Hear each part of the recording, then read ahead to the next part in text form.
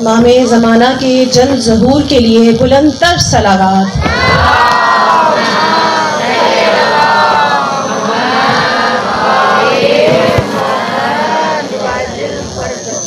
اعوذ باللہ من الشیطان الرجیم، بسم اللہ الرحمن الرحیم، الحمد للہ الملک الحق المبین، خالق السماوات والارضین، والصلاة والسلام علی صاحب الدعوة النبویہ والعصمة الفاطمیہ والسولة الحیدریہ والحلم الحسنیہ والشجاعة الحسینیہ والعبادة السجادیہ والمعاصر الباقریہ والآثار الجعفریہ والعلوم الكاظمیہ والحجج الرضویہ والجود التقویہ والنقابة النقویہ والحیبة العسکری والغیبة الالہ القائم بامر اللہ۔ بلند تر صلوات پڑھیے گا۔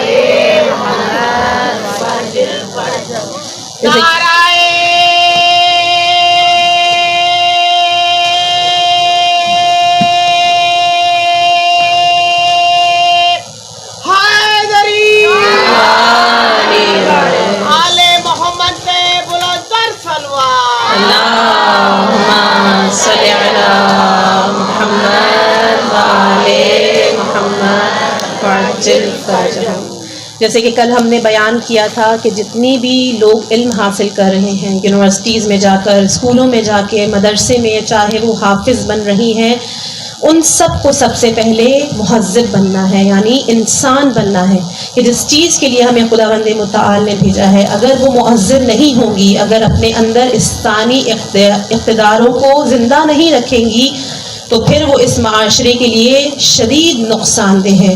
قرآن جو نازل ہوا ہے رسول ختمی مرتبہ حضرت محمد مصطفیٰ صلی اللہ علیہ وسلم،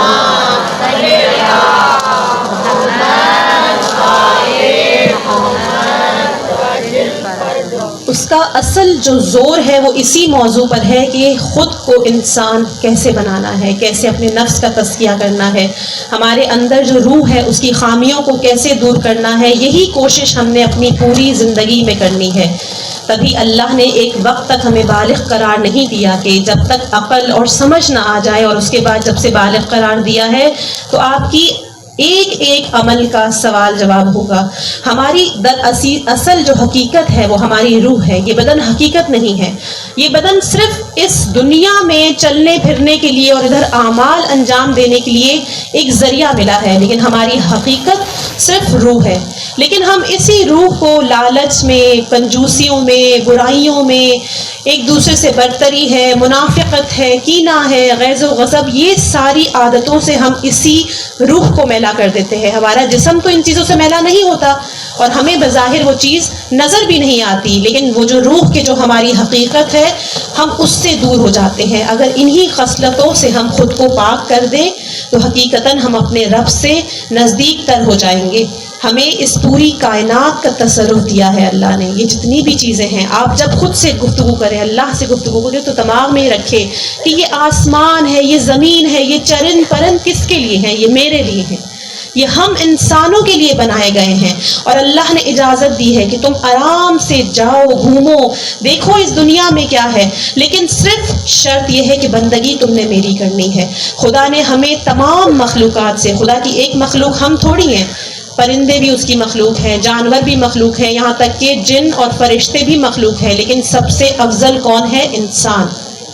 اگر آپ چاہیں تو اس جانور سے بھی بدتر مخلوق بن سکتے ہیں، اور اگر آپ چاہیں تو فرشتوں سے بھی افضل بن سکتے ہیں۔ یہاں کیا کرنا ہے؟ اپنی روح کی خود سازی کرنی ہے۔ خدا نے ہمیں اس لیے پیدا کیا کہ ہم سب سے پہلے تو خدا کا شکر ادا کریں کہ خدا تو نے ہمیں اس لائق سمجھا، نہیں تو اگر اللہ ہمیں کسی پرندے کی شکل میں مبعوث کر دے، ہمیں پیدا کر دیتا تو کیا ہوتا؟ ہم کچھ کر سکتے تھے؟ نہیں۔ اسی طرح سب سے بڑا شکر کہ خدا نے ہمیں اہل تشیع خاندان میں رکھا کہ ہمیں آگے سے اور زیادہ گہرائی میں جانے کی ضرورت نہیں ہے۔ وہ الگ بات ہے کہ ہمیں پھر بھی دیکھنا ہے کہ ہم اپنی زندگیوں میں بھی کیا کر رہے ہیں، ہم واقعتاً اصل راہ کی طرف جا رہے ہیں یا نہیں رہے، کیونکہ تشیع میں بھی بہت سے ایسے فرقے ہیں جو صحیح راہ سے منحرف ہو گئے ہیں۔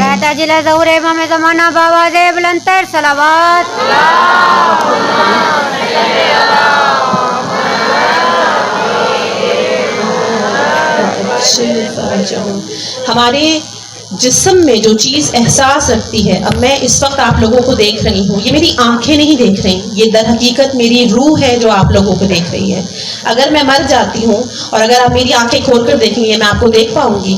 نہیں.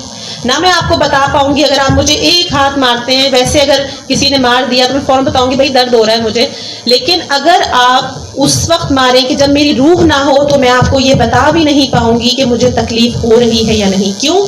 کیونکہ تکلیف نہیں ہوتی اس وقت، کیونکہ ہماری روح اندر موجود نہیں ہے. یعنی در حقیقت یہ روح ہے جو ہمیں احساس دلا رہی ہے. میں جو دیکھ رہی ہوں یہ میری روح دیکھ رہی ہے، میں جو بول رہی ہوں میری روح بول رہی ہے. نہیں تو اس روح کے بغیر یہ جسم بالکل فانی ہے، یہ جیسے ایک مادہ ہے. انسان کو اللہ نے یہ ذرائع دیے ہیں کہ انسان جو بھی کچھ کرتا ہے وہ در حقیقت اس کی روح کرتی ہے. یہ روح ہے کہ جو انسان کو لے کے ادھر سے ادھر تک پہنچا دیتی ہے. روح میں دیکھیں کتنی طاقت ہے کہ جب ہم زندہ ہیں تو ہم اس بدن کو، چاہے وہ کتنا ہی بھاری کیوں نہ ہو، ہم اس بدن کو لے کے چلتے ہیں. لیکن جب ہم مر جاتے ہیں تو ہمارے اس بدن کو ایک انسان نہیں اٹھا سکتا، 4 لوگ اپنے شانوں پہ اٹھا کے ہمیں لے کے جاتے ہیں. اور ہماری روح کتنی طاقتور ہے کہ اس بھاری جسم کو اٹھا لیتی ہے. اللہ اکبر. یہ ایک ایسی چیز ہے کہ جب میں نے یہ عالم دین کی کتاب میں پڑھا تو میرے خود کے رونگٹے اڑ گئے. واقعی ہم نے زندگی میں کبھی ایسے نہیں سوچا کہ ہماری روح اتنی قوی ہے، لیکن ہم نے اس کو ضائع کر رکھا ہے. ہم اس کو ان چیزوں میں استعمال نہیں کر رہے جس چیز کے لیے یہ روح بنی ہے. ہمیں خدا نے کہا ہے کہ علم حاصل کرو. اس کے علم حاصل کر کے یہ دنیا چاند تک پہنچی ہے، مختلف سیاروں تک پہنچی ہے، زمین کے اندر تک پہنچی ہے. وہ یہ سمجھتے ہیں کہ ہماری آنکھیں یہ سب کچھ دیکھ رہی ہیں یا ہماری عقل نہیں، در حقیقت یہ ہماری روح ہے. ایک مثال دینا چاہوں گی. سب سے پہلے ایک بلند تر صلوات پڑھیے گا.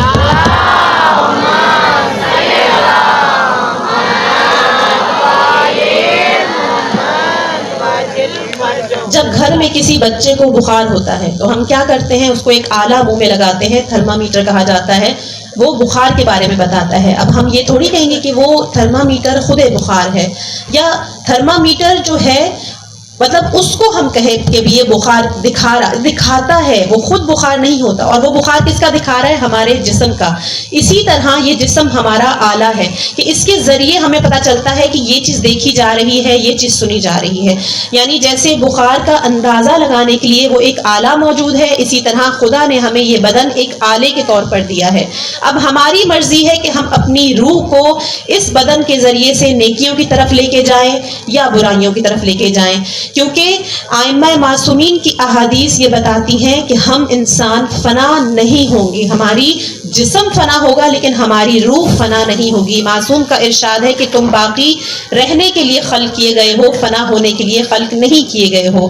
اسی طرح ایک اور حدیث میں ارشاد فرماتے ہیں کہ موت کی وجہ سے ہمارے روح کا لباس تبدیل ہو جاتا ہے.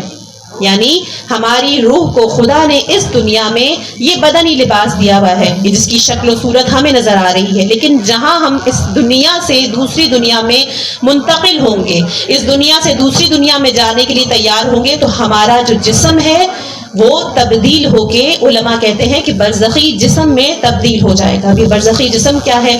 اب کیونکہ ہم اس دنیا کو نہیں جانتے. اب جیسے ایک پیٹ میں بچہ ہو، آپ اس کو بتائیں کہ بیٹا جب تم باہر نکلو گے تو تمہاری دنیا میں سیب ہوگا اور تمہاری دنیا میں بہت سے کھانے والی چیزیں ہیں، پہننے والی چیزیں ہیں. اس کو یہ چیزیں سمجھ میں نہیں آئیں گی کیونکہ وہ پیٹ میں جو چیز دیکھ رہا ہے اس کو وہی پتا ہے. اسی طرح ہم اس دنیا کے بارے میں ادراک نہیں کر سکتے، لیکن اس دنیا میں جن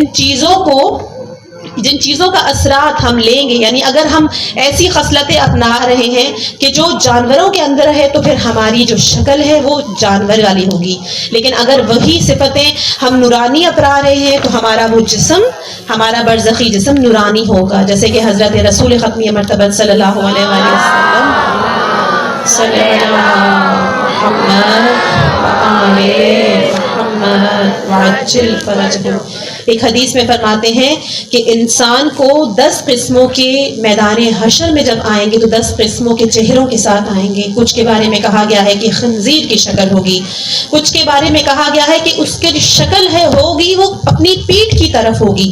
کچھ ایسے لوگ ہوں گے جو اپنی ہی زبان کو چبا رہے ہوں گے، کچھ لوگ اندھے محشور کیے جائیں گے. لیکن ان سب گروہوں میں ایک ایسا گروہ بھی ہوگا کہ جو نورانی ہوگا، جس کے چہرے روشن ہوں گے، اور اس وقت وہ سب انسان کہیں گے اے کاش کہ ہم ان جیسے ہوتے، کاش کہ ہم نے اس زمانے میں یہ حرکتیں نہ کی ہوتی جس کی وجہ سے ہماری شکل آدھی گدھے جیسی ہے، آدھی گھوڑے جیسی ہے، خنزیر جیسی ہے، ہم اندھے ہیں، خدا نہ کرے کہ ہم لوگ ایسے ہوں۔ تو اس وقت سنبھل جائے۔ ہم کہتے ہیں نا کہ یا اللہ ہم پر رحم کرے، لیکن اللہ بھی تبھی رحم کرے گا جب ہم خود کے اوپر رحم کریں گے۔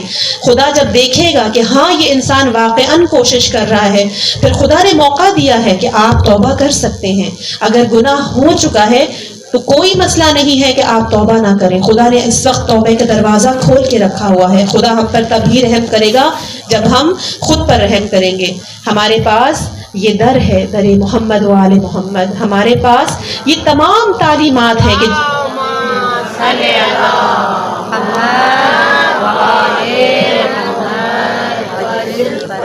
ہم اس وقت اپنے گھروں کی آسائش، اپنے گھروں کی راحت چھوڑ کے جو اس فرش عزا پر آ کے بیٹھے ہیں، گھر میں سب کے پاس مصروفیت موجود ہے، لیکن ادھر آنے کا مقصد صرف یہ عشق آل محمد ہے۔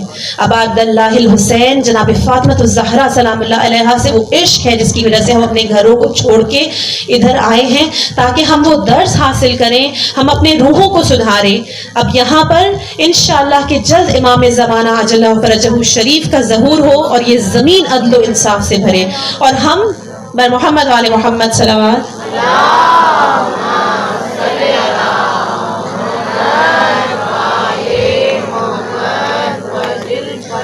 کیونکہ جب خدا نے اس دنیا کو بنایا تو خدا کا اصل مقصد یہ تھا کہ اس دنیا کے اوپر جو حکومت ہو وہ الہی حکومت ہو۔ کل جیسے آپ نے قہر طاہرہ کی مجلس سنی، اس میں کیا تھا؟ یہی تھا کہ فاطمہ نے دفاع کیا ہے ولایت کا۔ اس امر کو وہ چاہتی تھی کہ آئے، کیونکہ خدا چاہتا تھا۔ خدا نے 1,24,000 انبیاء کیوں بھیجے؟ تاکہ الہی نظام قائم ہو، لیکن نہیں ہو پایا۔ سارے انبیاء کو شہید کر دیا گیا یا طبعی موت، اور اس کے بعد ہمارے ائمہ علیہم السلام آئے ہیں۔ رسول اللہ صلی اللہ علیہ وسلم نے کیسے حکومت کر کے دکھائی؟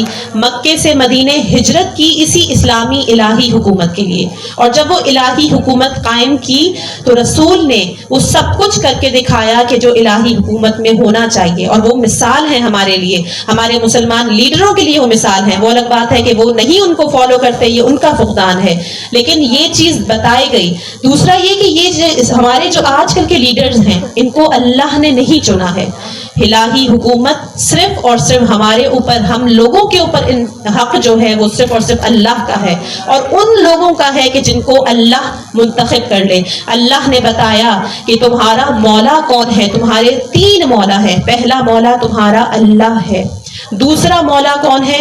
وہ رسول صلی اللہ علیہ وآلہ وسلم ہے، اور تیسرا مولا وہ لوگ ہیں کہ جو حالت رکوع میں زکوٰۃ دیتے ہیں۔ اب تم خود دیکھ لو کہ رسول نے نشانیاں بتا دی ہیں، پوری تاریخ کھنگالو، کون سی ایسی شخصیت ہے کہ جس نے حالت رکوع میں زکوٰۃ دی ہو؟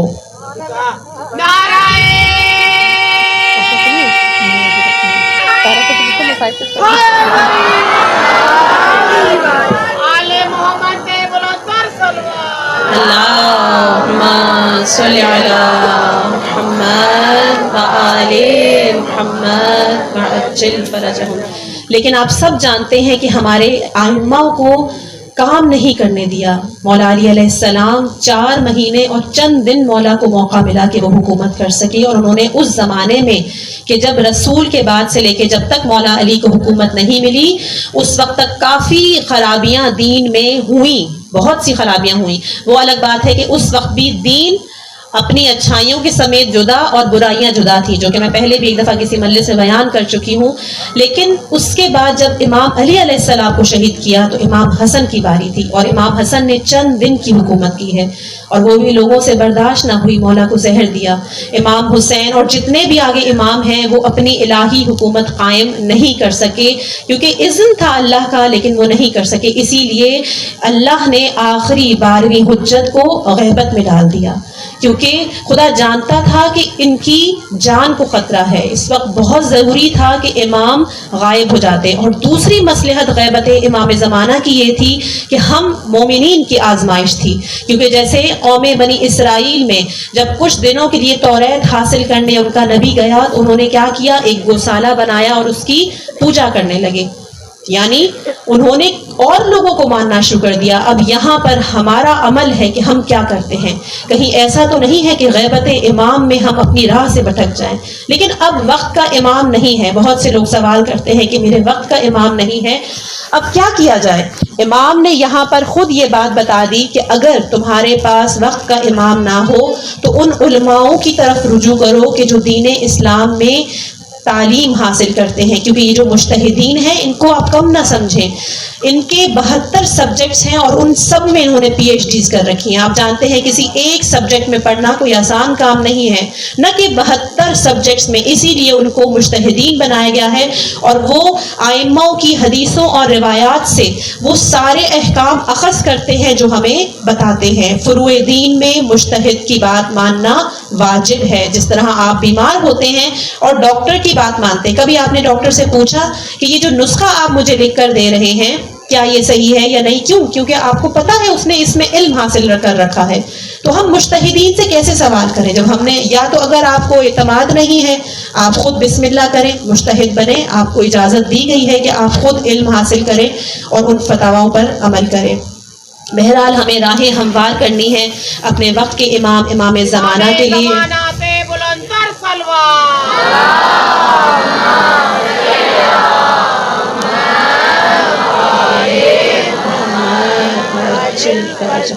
اور اسی راہ کو ہموار کرنے کے لیے آج تک کتنے ایسے لوگ ہیں جو شہید ہوئے ہیں اور ان سب کا خون ہماری گردنوں پر ہے.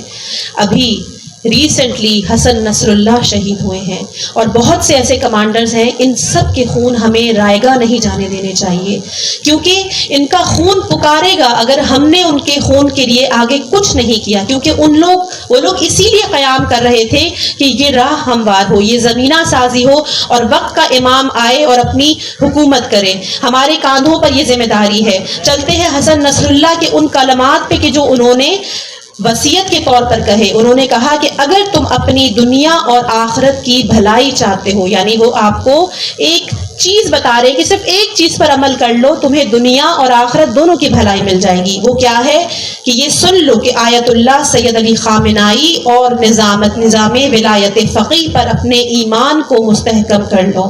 اب آپ کو ایک مرکز کی نشاندہی کرا دی گئی ہے, ایک ایسے شہید نے جس کو ہم سب جانتے ہیں. البتہ اگر آپ کو خود کبھی غور کریں تو ہمیں اس کے شہادت کے بعد اس کے بارے میں زیادہ پتہ چلا ہے.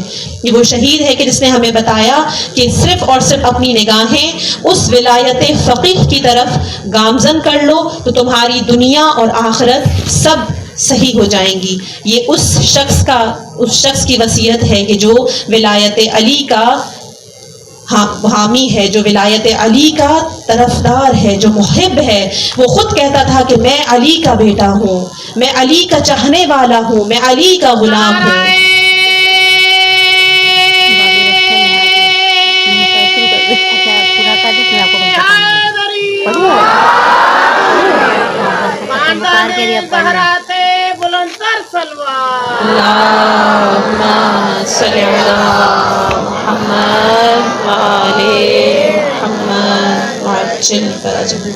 بزان محترم آپ کی زحمتوں کو تمام کروں گی چند جملے مصائب کے. جیسے کل بیان کیا تھا کہ رسول ختمی مرتبت بہت علیل ہو گئے تھے. ایک وقت ایسا آیا کہ رسول جب 28 سفر کا دن نزدیک آ رہا تھا تو رسول 3 دن 3 رات بہت بے چین ہیں, نیند نہیں آتی رسول کو. فاطمہ بے چین ہے کہ میرے بابا سو نہیں پا رہے, آخر کیا مسئلہ ہے, اتنی بے آرامی کیوں ہے. بہت 3 دنوں کے بعد جا کے جب رسول کی آنکھ لگی ہے, رسول کو آرام نصیب ہوا تو دروازے پہ ایک دستک ہوتی ہے. فاطمہ کی گود میں سرے رسول ہے اور فاطمہ اس آنے والے کو آواز دے کے پوچھتی ہے کہ تو کون ہے. تو آواز آتی ہے میں پیغمبر کا زائر ہوں, میں پیغمبر کا ملاقاتی ہوں. بس بیٹی کہتی ہے کہ میرے بابا 3 دن بے آرام رہے ہیں, بڑی مشکل سے آنکھ لگی ہے. اے آنے والے تو چلا جا, تھوڑی دیر تو چلا جا, کچھ دن کے بعد آ جانا. لیکن تھوڑی دیر گزری تھی, وہ شخص پھر آ گیا, پھر دروازے پہ دستک ہوئی, پھر بی بی نے وہی سوال کیا, وہی جواب دیا. جب تیسری دفعہ وہ شخص آیا ہے تو بی بی کو جلال آ گیا, کہا میں تجھے 3 دفعہ بتا چکی ہوں کہ میرے بابا بہت بے آرام تھا, اب جا کے کہیں آنکھ لگی ہے. اب تو کیوں آیا ہے؟ بس رسول نے اپنی آنکھیں کھولی، کہا فاطمہ اس کو آنے دو، یہ وہ شخصیت ہے کہ جو کسی کے گھر آنے سے پہلے اجازت نہیں لیتا۔ یہ انبیاؤں کے بھی گھر گیا ہے لیکن کہیں اجازت نہیں لی، یہ رسولوں کے گھر گیا ہے، یہ آج تک نہ رکا ہے، یہ صرف خدا کی اذن سے تمہارے دروازے تک تو پہنچ گیا ہے لیکن تمہارے دروازے کا وہ احترام ہے کہ یہ اندر آنے کے لیے اجازت لے رہا ہے۔ بی بی نے کہا بابا یہ کون سی شخصیت ہے؟ فرماتے ہیں یہ ملک الموت ہے جو میری روح قبض کرنے آیا ہے، ورنہ تیری اجازت کے بغیر یہ ایک قدم اندر نہیں رکھے گا۔ بس فاطمہ نے خدا کے لیے اجازت دے دی ہے، پیغمبر کی روح قبض ہو چکی ہے، فاطمہ یتیم ہو گئی ہے، لیکن عزیزان محترم کچھ دنوں کے بعد یہی دروازہ ہوگا، یہی وہ در ہوگا کہ جس کو آگ لگائی جائے گی۔ ارے پوچھنا نہ تو دور کی بات ہے، لات دے کے اس دروازے کو گرایا جائے گا اور فاطمہ یہی سوچتی رہ جائے گی کہ اس دروازے پر تو ملائکہ بھی اجازت لیتے ہیں، بابا بھی کھڑے ہو کے اجازت لیتے تھے۔ بس زانے محترم رسول کو غسل و کفن ملا ہے، میں سیدہ سے کہوں گی بی بی کربلا کی طرف رخ کیجئے، آپ کے دروازے کو تو جلایا تھا، خیمے بھی جل گئے، وہاں پہ تماچے بھی پڑے ہیں، لیکن آپ کے بیٹے حسین کا لاشا بھی گور و کفن پڑا ہے، حسین کی یتیمہ کو ماتم بھی نصیب نہ ہوا۔ لعنت اللہ القوم الظالمین۔ پروردگارہ رسول کی محبت کے صدقے ہمیں سیدھے راستے